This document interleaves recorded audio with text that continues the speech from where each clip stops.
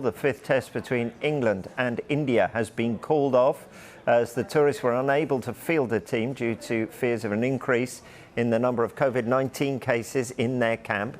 The ECB initially announced that India had forfeited the test, but later clarified that this was not the case.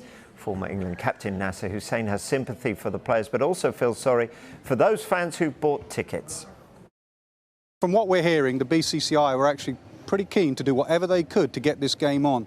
They offered to move it back a couple of days. That was the initial thought, move it back a day, do some more testing, move it back 2 days, get some more testing done. ECB, obviously, financially, and just to do the right thing, they're going to do everything.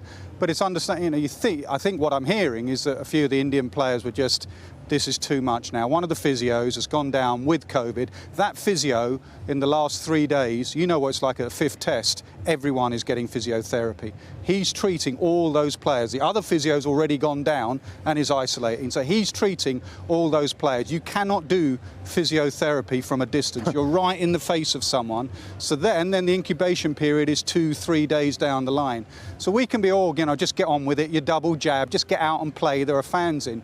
But you've got to remember the mental state of some of these cricketers.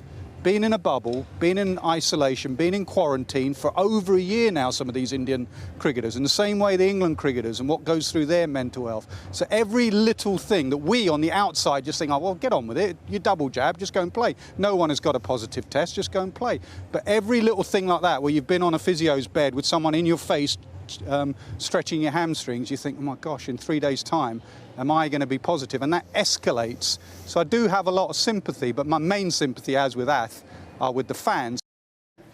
And the former Indian wicketkeeper Dinesh Karthik has been in touch with some of the players in Virat Kohli's squad this morning. I spoke to a few of the guys. The general feeling is that, look, I think what Nasser said is absolutely right. More often than not, a lot of the players, after the fourth test, this is tiring, all right?